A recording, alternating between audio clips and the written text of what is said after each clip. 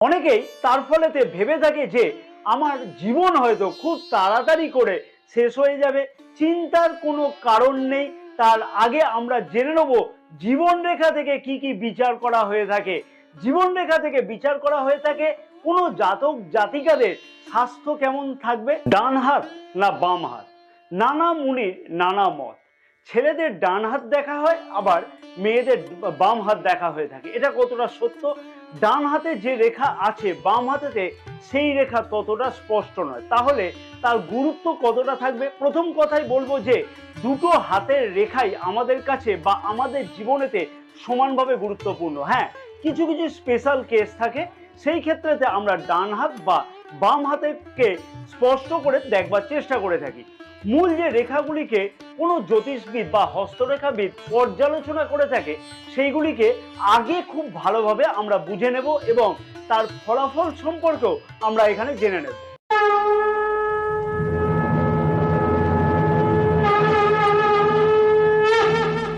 নমস্কার প্রিয় দর্শক বন্ধুগণ, আমি শ্রী পরাশর তোমাদের সকলকে জানাই সাদর অভ্যর্থনা তোমাদের প্রিয় channel the direction of destiny. আশা করছি প্রিয় দর্শক বন্ধুগণ সকলেই তোমরা বেশ ভালোই আছো। যে সকল প্রিয় দর্শক বন্ধুগণ চ্যানেলটি সাবস্ক্রাইব করে রেখেছে তাদেরকে আমি জানাই আন্তরিকভাবে ধন্যবাদ। আর যে সকল প্রিয় দর্শক বন্ধুগণ এখনো পর্যন্ত চ্যানেলটি সাবস্ক্রাইব করে উঠতে পারেনি কোনো না কোনো কারণেতে, সেই সকল প্রিয় দর্শক বন্ধুগণকে অনুরোধ করলাম যে চ্যানেলটিকে সাবস্ক্রাইব করে রাখবার জন্য, পাশে থাকা বেল আইকনটিকে প্রেস করে অল নোটিফিকেশনে সিলেক্ট করে রাখবার জন্য।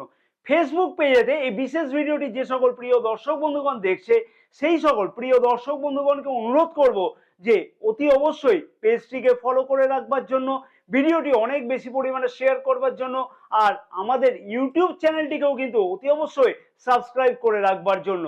যে সকল প্রিয় দর্শক বন্ধুগণের নিজের রাশি সম্পর্কে জানা নাই, নিজের জন্ম তারিখ বা জন্ম সময় সঠিকভাবে জানা নাই, সেই সকল প্রিয় দর্শক বন্ধুগণের উদ্দেশ্যে বলবো নামের প্রথম অক্ষর অনুযায়ী রাশি জানবার জন্য এই ভিডিওর এন্ড স্ক্রিনেতে একটি বিশেষ ভিডিও প্লেলিস্ট দেওয়া আছে।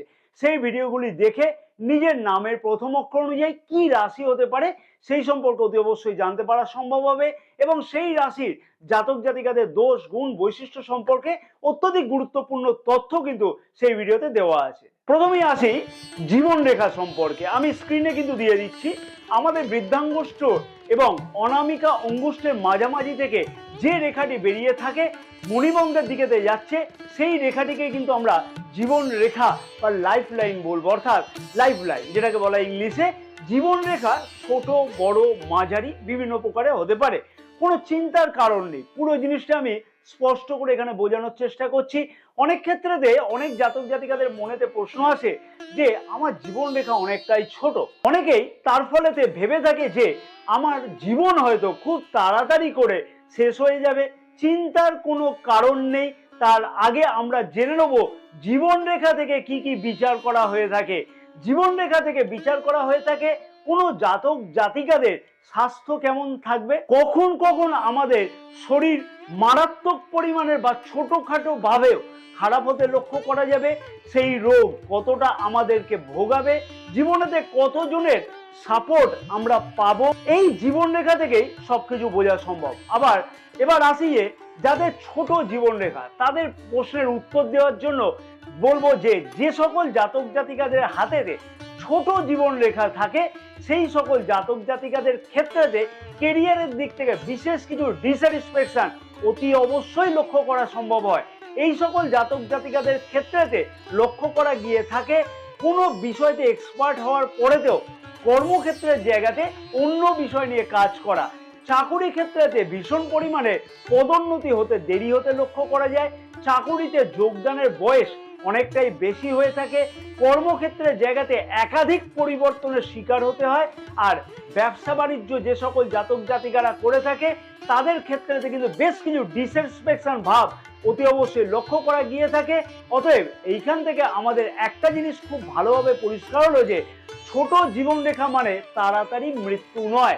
আবার যে সকল জাতক জাতিকাদের লম্বা জীবন রেখা হয়ে থাকে সেই সকল জাতক জাতিকাদের মধ্যেতে একটা জিনিস খুব ভালোভাবে লক্ষ্য করা যায় যে আয়ু অর্থাৎ আমাদের যে বর্তমান বয়সকালীন বোঝা যায়, বর্তমান হিসাব অনুযায়ী বলা চলে যে আয়ু কিন্তু সেই সকল জাতক জাতিকাদের 75 বছর বা 80 বছর হবে এবং বয়সকালেতে খুব একটা কিন্তু রোগ ভোগ এতে ভুগতে হবে না।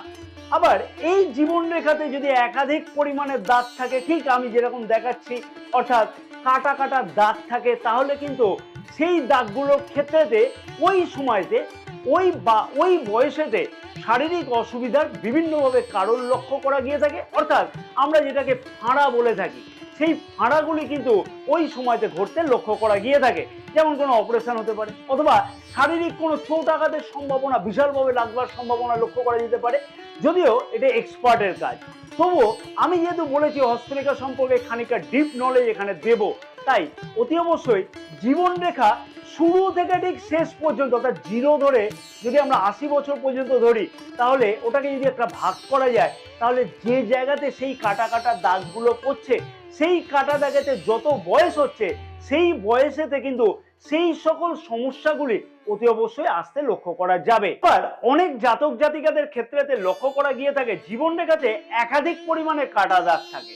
সেই সকল জাতক জাতিকাদের ক্ষেত্রেতে বলা চলে এই সকল জাতক জাতিকারা খুবই চিন্তায় থাকে। অনেক সময় হাস্যকর ব্যাপার হয়ে থাকে যে কোনো বিষয়ে চিন্তার কারণ না থাকলেও অযাচিত চিন্তা সেই বিষয়ে করতে লক্ষ্য করা যায়, অর্থাৎ এরা খুব চিন্তা করতে ভালোবাসে, এক কথায় বলা চলে।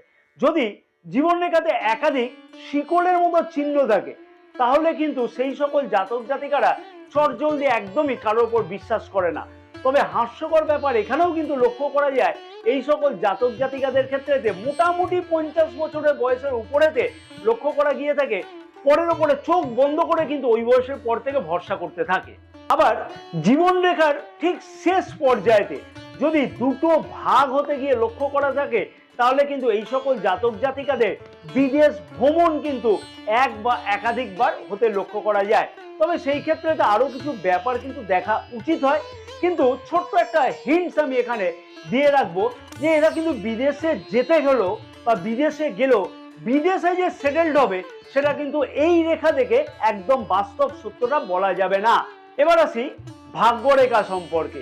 মণিবন্ধের ঠিক ওপর থেকে যে রেখা সোজাসুজি বা বাঁকা বা ছোট ভাগেতে বিভক্ত হয়ে করতলে উপরের দিকে উঠে যাচ্ছে, সেই রেখাটিকে কিন্তু আমরা ভাগ্যরেখা বলে থাকি। অনেক ক্ষেত্রে তো অনেক জাতক জাতিকাদের এই ভাগ্যরেখা নাও দেখা যেতে পারে, আবার ছোট ছোট অংশতে এই ভাগ্যরেখা লক্ষ্য করা যেতে পারে। যদি কোনো জাতক জাতিকাদের ভাগ্যরেখা একদমই সোজাসুজি কোনো কাটাকুটি ছাড়া ওঠে, তাহলে কিন্তু সেই সকল জাতক জাতিকাদের ক্ষেত্রেতে বলা চলে যে সমাজে ভালো পরিবারেতে সেই জাতক জাতিকাদের জন্ম হবে বা জন্ম হয়েছে। ছোটবেলা থেকে সুখ সুবিধা অনেক কিছু প্রাপ্তি হবে। এই সকল জাতক জাতিকাদের কর্মক্ষেত্রের জায়গাতে বিশেষ সাপোর্ট পেতে লক্ষ্য করা যাবে। কর্মক্ষেত্রের জায়গাতে নাম যশ খ্যাতি ইত্যাদি বৃদ্ধি পেতে লক্ষ্য করা যাবে। ব্যবসা ক্ষেত্রেতেও দুর্দান্ত সাপোর্ট পেতে লক্ষ্য করা যাবে। পড়াশোনার দিক থেকেও কিন্তু বিশেষ কিছু সুযোগ ও সুবিধা লক্ষ্য করা যাবে। তাহলে অনেক জাতক জাতিকাদের মনেতে প্রশ্ন থাকবে যে আমাদের যদি ভাগ্যরেখা না থাকে সেই ক্ষেত্রেতে কি হবে। আমি কিন্তু এরকম অনেক জায়গাতে দেখেছি যে তাদের কাছে কিন্তু চিন্তার কোনো কারণ নেই। কর্মক্ষেত্রেতে এই সকল জাতক জাতিকাদের বিশেষ কিছু বিড়ম্বনা সৃষ্টি হয়। হয়তো দেখা গেল 25 বছর বয়সে চাকরি পাওয়া সম্ভব, কিন্তু সেই ক্ষেত্রে তো লক্ষ্য করা গেল সেই সকল জাতক জাতিকা আরো 5-7 বছর হয়তো লেট হয়ে গেল। বা যে ধরনের চাকরি তুমি চাইছো, তুমি সেই চাকরির স্বপ্নটা স্বপ্নই থেকে যাচ্ছে, অধরা স্বপ্ন কোনোভাবে বাস্তব হচ্ছে না। যদিও বা বাস্তব হয়, তার সেই ক্ষেত্রে কিন্তু প্রচন্ড স্ট্রাগল করতে হচ্ছে। অতি অবশ্যই প্রিয় দর্শক বন্ধুগণের কাছে কমেন্টসে জানতে চাইলাম যে এই ধরনের ভাগ্যরেখা তোমাদের করতলে আছে কিনা। এই সকল জাতক জাতিকাদের ক্ষেত্রে আরেকটা জিনিসও কিন্তু লক্ষ্য করা গিয়ে থাকে, উচ্চশিক্ষাতে কিন্তু একাধিক পরিমাণে বাধা প্রাপ্তি ঘটতে লক্ষ্য করা যায়। আবার অনেক জাতক জাতিকাদের ক্ষেত্রে লক্ষ্য করা গিয়ে থাকে যে ভাগ্যরেখা মণিবন্ধ থেকে উঠবার পরেতে হাতের করতলের মাঝামাঝি যাওয়ার পরেতে সেখান থেকে ভাগ্যরেখা আবার উঠতে থাকে, অর্থাৎ এইরকম ভেঙে গেল ভাগ্যরেখাটা। সেই ক্ষেত্রে কিন্তু সেই সকল জাতক জাতিকাদের মধ্যে লক্ষ্য করা গিয়ে থাকে যে পড়াশোনার দিকেতে বা বিষয়তে যে বিষয়তে পড়াশোনা করছে সেই বিষয়তে কিন্তু কর্মক্ষেত্রেতে না যাওয়া, হঠাৎ করে নিজের লাইন চেঞ্জ করে দেওয়া। অর্থাৎ সহজ ভাষা একটা উদাহরণ দিয়ে আমি বোঝাচ্ছি, এখানে কোনো জাতক বা জাতিকা হয়তো বিকম পাস করবার পরে চার্টার্ড অ্যাকাউন্টেন্ট বা কস্ট অ্যাকাউন্টেন্সি করছে, কিন্তু কর্মক্ষেত্রের জায়গাতে সেই লাইনেতে কর্ম না করে এমন ধরনের ব্যবসা শুরু করলো যেটা কিন্তু সেই ধরনের সাথে কোনোভাবেই যুক্ত না। শুধু ভাগ্যরেখা ভেঙে যাওয়া নয়, এই সকল জাতক জাতিকাদের ক্ষেত্রে লক্ষ্য করা গিয়ে থাকে যে ভাগ্যরেখা মণিবন্ধের থেকেও দুই মুখো হয়ে গেছে, আবার করতলের উপরের দিকেও দুই মুখো হয়ে গেছে। সেই ক্ষেত্রে কিন্তু এইরকম জিনিস এই ধরনের জাতক জাতিকাদের মধ্যে তো লক্ষ্য করা গিয়ে থাকে। এই সকল জাতক জাতিকাদের মধ্যেতেও কিন্তু মূল জিনিসটা লক্ষ্য করা যাচ্ছে যে শিক্ষা যে বিষয় নিয়েছে সেই বিষয়তে কাজ করা হয় না, প্র্যাকটিক্যাল নলেজকেই এরা বেশি গুরুত্ব দিয়ে থাকে, তার উপরেই কিন্তু কাজ করবার চেষ্টা করে। ভাগ্যরেখাতে একাধিক পরিমাণে ছোট ছোট কাটা দাগ আছে, সেই ক্ষেত্রেতে সেই সকল জাতক জাতিকাদের একাধিক পরিশ্রমের ফলেতে ভাগ্যের উন্নতি ঘটে। অর্থাৎ সোজা মোদ্দা বাংলা কথাতে বলা হবে যেটা, যে হাতির মতো খাওয়া আর খরগোশের মতো পটি করা। অর্থাৎ চিন্তা ভাবনা করছো, পরিশ্রম করছো, কিন্তু যতটা পরিশ্রম করছো সেই ফলস্বরূপ সেটা কিন্তু খুবই সামান্য, সামান্য, তাদের মন ভরছে না, হয়তো পেট ভরছে কোনো না কোনোভাবে। এবার আসছি মস্তিষ্ক রেখা সম্পর্কে। আমি স্ক্রিনে দেখিয়ে দিচ্ছি। মস্তিষ্ক রেখা যদি কারো বড় হয়ে থাকে সেই ক্ষেত্রেতে লক্ষ্য করা যাবে এইরকম, যে এই সকল জাতক জাতিকারা খুব বুদ্ধিমান বা বুদ্ধিমতী হয়ে থাকে, পড়াশোনার দিকে থেকেও কিন্তু যথেষ্ট দুর্দান্ত হয়, সমস্ত বিষয়তে ডিপ নলেজ নেওয়ার চেষ্টা করে থাকে। এই ধরনের মস্তিষ্ক রেখা দুর্দান্ত বলা চলে। কিন্তু আবার যদি মস্তিষ্ক রেখা মাঝামাঝি আকারের হয়ে থাকে তাহলে কিন্তু, যেরকম আমি স্ক্রিনে দেখিয়ে দিচ্ছি মাঝামাঝি আকার বলতে, এই সকল জাতক জাতিকারা কিন্তু খুব বেশি বুদ্ধিমান বা বুদ্ধিমতী না হলেও পড়াশোনার দিকে কিন্তু বেশ কিছু ঝোঁক থাকতে লক্ষ্য করা যায়। ট্রেডিশনাল পড়াশোনা থেকেও প্র্যাকটিক্যাল নলেজের উপরে কিন্তু এরা বেশি ডিপেন্ড করে। কোনো বিষয়তে সিদ্ধান্ত নিতে হলে যেমন এরা মনের কথাও শোনে, তেমন কিন্তু নিজের বুদ্ধিকেও সমানভাবে গুরুত্ব দিয়ে থাকে। তবে নিজেকে কিন্তু আপ টু ডেট রাখবার চেষ্টা করে থাকে এই সকল জাতক জাতিকারা। এই ধরনের মস্তিষ্ক রেখাও খুব একটা খারাপ বলে কিন্তু বিবেচনা করা হয় না, মোটামুটি ভালোই বলা চলে কিন্তু এইরকম ধরনের মস্তিষ্ক রেখাকে। আবার যে সকল জাতক জাতিকাদের মস্তিষ্ক রেখা খুব ছোট হয়ে থাকে সেই সকল জাতক জাতিকাদের ক্ষেত্রেতে মানসিক চঞ্চলতা কিন্তু প্রচন্ড পরিমাণে বৃদ্ধি পেতে লক্ষ্য করা গিয়ে থাকে। সর্বদাই এরা কিন্তু আরামপ্রিয় হয়ে থাকে, অন্যের মনের কথা জানবার জন্য সদাই কিন্তু উৎসুক হয়ে থাকে, কিন্তু নিজের মনের কথা চটজলদি কিন্তু কারোকে শেয়ার করে না। চটজলদি এই সকল জাতক জাতিকাদের মনের মধ্যে কি বাসনা চলছে সেটা কিন্তু বাইরে থেকে একদমই বোঝা সম্ভব হবে না। তবে বাইরে থেকে এই সকল জাতক জাতিকা নিজের দুঃখ কষ্টকে একদমই কিন্তু বুঝতে দেয় না, তার ফলেতে বাইরের মানুষ কিন্তু ভেবে থাকে যে এদের জীবনেতে কোনো ধরনের কষ্ট নেই। নিজের মুখের হাসির পিছনেতে কিন্তু এই সকল জাতক জাতিকারা মনের অনেক কষ্টের কথাও কিন্তু গোপন করে রাখে। তাই এই সকল জাতক জাতিকাদের ক্ষেত্রে বাইরে থেকে কিন্তু চটজলদি একটা বোঝা যাবে না যে কি বলতে চাইছে, কি করতে চাইছে। এবার আসি হৃদয় রেখা সম্পর্কে। ছোট্ট একটা কথা, এর থেকেই অনেক কিছু বোঝা সম্ভব হবে। যার যত বেশি হৃদয় রেখা বড় আছে সেই মানুষ কিন্তু ততটাই ভোলা ভালা মানুষ হয়ে থাকে। আর এই সকল জাতক জাতিকাদের কাছেতে তুমি যদি কোনো আবদার করুণ ভাবে করো সেই জিনিসটি কিন্তু এর দ্বারা পূর্ণ হয়ে থাকে। কারণ কষ্ট কিন্তু এই সকল জাতক জাতিকারা একদমই সহ্য করতে পারে না। এই সকল জাতক জাতিকারা খুবই ইমোশনাল হয়ে থাকে, ছোটখাটো কথা ভীষণ পরিমাণে মনে মেখে নেয় এরা। এই সকল জাতক জাতিকাদের মধ্যেতে লক্ষ্য করা গিয়ে থাকে ওভার থিঙ্কিং খুব বেশি করা। আবার যে সকল জাতক জাতিকার হৃদয় রেখা পুরো বৃহস্পতির স্থানেতে যাচ্ছে সেই সকল জাতক জাতিকাদের প্রেম সম্পর্কতে বিবাহ হওয়ার একটা ভালো পরিমাণে সুযোগ আসতে লক্ষ্য করা যায়। যদি প্রেম সম্পর্কতে বিবাহ নাও হয়ে থাকে সেই ক্ষেত্রে কিন্তু তার জীবন সঙ্গী বা জীবন সঙ্গিনী খুব দুর্দান্ত হয়ে থাকে। যেমন নিজের চিন্তা ভাবনা করেছিল নিজের জীবন সঙ্গী বা জীবন সঙ্গিনীর বিষয়তে, সেই রকমই কিন্তু নিজের লাইফ পার্টনার হতে লক্ষ্য করা গিয়ে থাকে এই সকল জাতক জাতিকাদের ক্ষেত্রেতে। লাইফ পার্টনার কিন্তু মোটামুটি নিজের মনের মতোই হয়। বিবাহিত জীবন কিন্তু যথেষ্টই সুখকর হয় এবং বিবাহিত জীবনেতে অনেক কিছু সুখ কিন্তু লক্ষ্য করা গিয়ে থাকে। মানুষের চাহিদার কিন্তু কখনো শেষ নেই, তাই সেই বিষয়টা আমি সুখের কতটা সুখ সেটা বললাম না। আবার হৃদয় রেখা যাদের খুব ছোট হয়ে থাকে, সেই ক্ষেত্রে সেই সকল জাতক জাতিকাদের উদ্দেশ্যে বলা যায় মন থেকে কিন্তু কঠোর প্রকৃতির হয়ে থাকে। যদি কোনো কথা করুণভাবে তার কাছে প্রার্থনা করা হয়, তাহলে কিন্তু এদের মন চটজলদি গলবার নয়। সমস্ত কথাবার্তায় মন এবং বুদ্ধি দ্বারা কিন্তু বিবেচনা করে থাকে। সকল ক্ষেত্রেতে এই সকল জাতক জাতিকাদের উদ্দেশ্যে অন্য কোনো লোকেরা বলে থাকে কিন্তু এদের কোনো ধরনের ইমোশন নেই, পাথরের মতো শক্ত এদের মন। কিন্তু মজার কথা কি জানো, এই সকল জাতক জাতিকারা খুবই ইমোশনাল হয়ে থাকে, কিন্তু সেই ইমোশনটা সবার সামনে প্রকাশ করে না।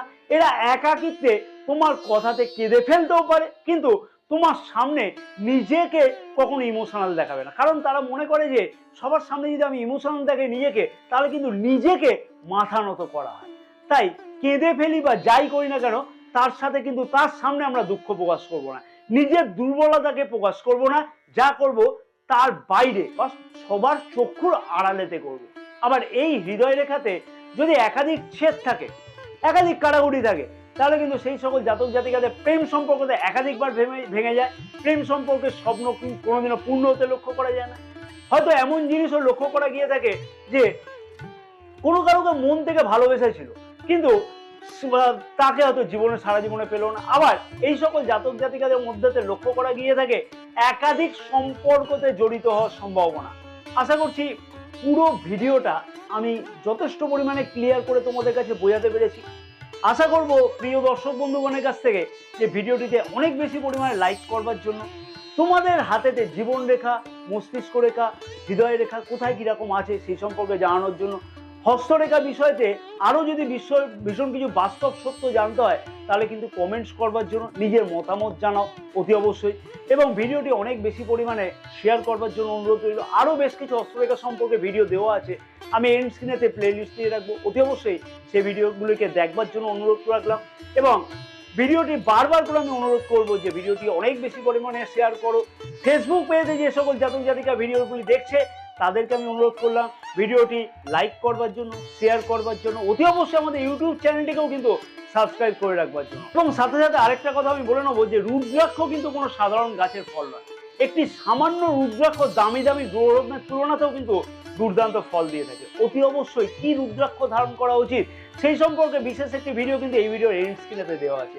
প্রিয় দর্শক বন্ধুগণকে আমি অনুরোধ করব সেই ভিডিওটি দেখে সেই রকম রুদ্রাক্ষ একটিবার ধারণ করে দেখো, তাহলে কিন্তু অতি অবশ্যই বলবো যে মনের আশা বা আকাঙ্ক্ষা বা নিজের ভাগ্যের চরম উন্নতি হওয়া সম্ভব হবে। জয় মা তারা, সকলে ভালো।